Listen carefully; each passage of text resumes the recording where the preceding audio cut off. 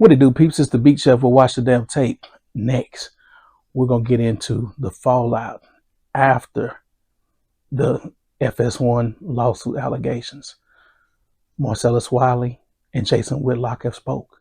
We're going to talk about it next.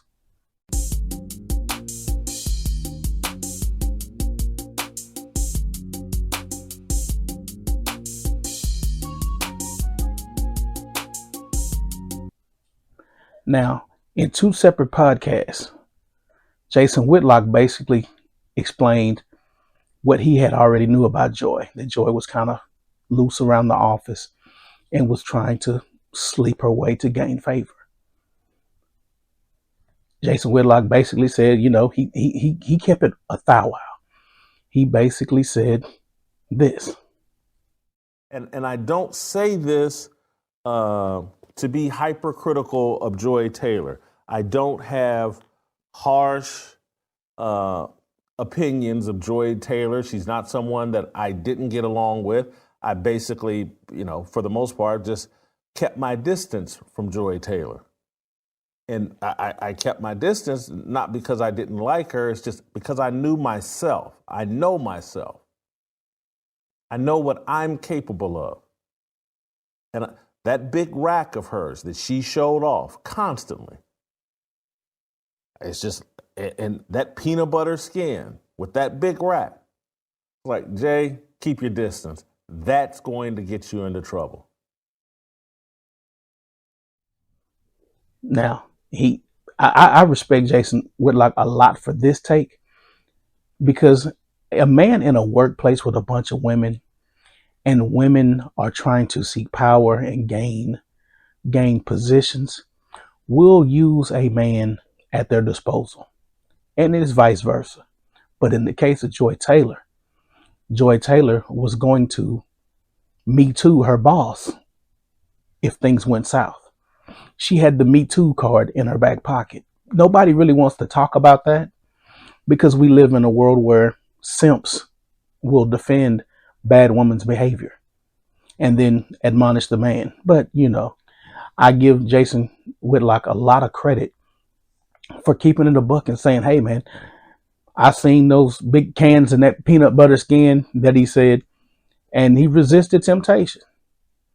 I mean, my grandmother told me when I was a kid, don't take your pussy home with your paycheck. And I wasn't even close to working. So I heard it from my grandmother. Jason Whitlock explained a story about his father. I'll leave a link in the description, but it was fascinating. He asked his father when he got a little older about a woman that worked at his father's bar. And he said, Dad, are you hitting Miss whatever her name was? He said, no, son, as soon as I have sex with an employee, I work for them.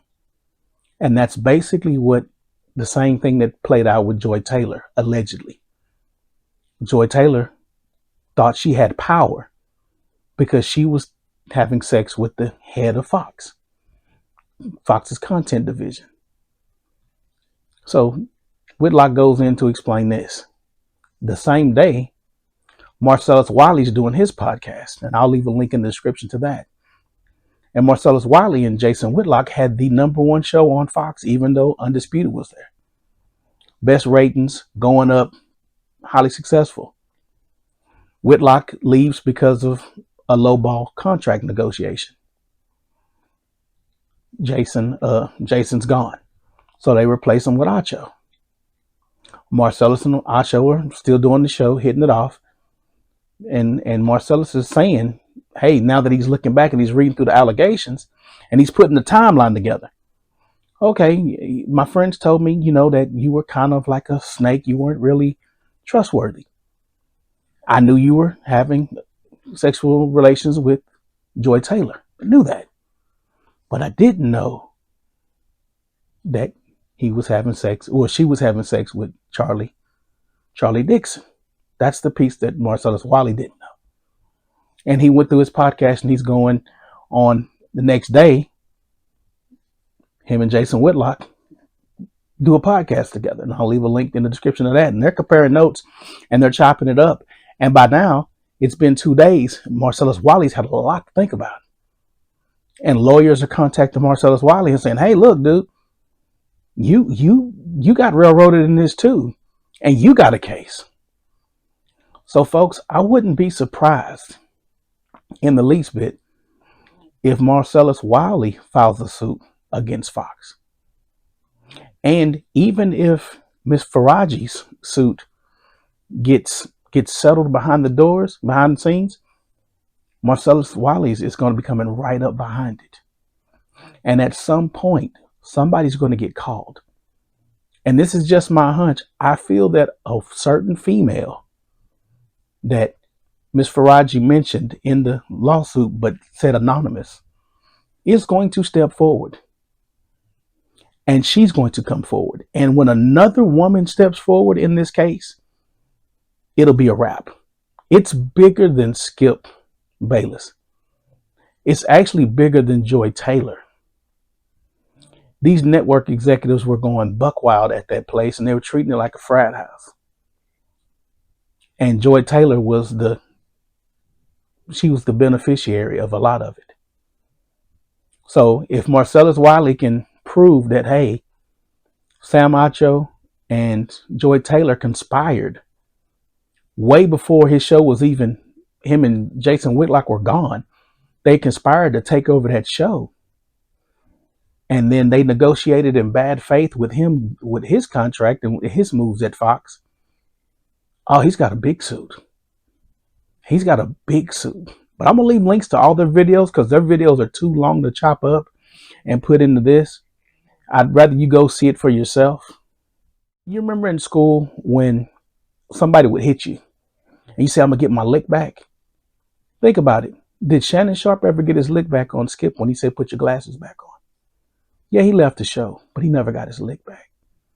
I think now he's getting his lick back. But those are my thoughts on Jason Whitlock and Marcellus Wiley. And like I say, I still think a third player is going to show up in the next couple of weeks or not months and drop another bomb on FS1. What do you guys think? Let me know in the comments. New subscribers, thank you for joining me. Appreciate you joining this mission.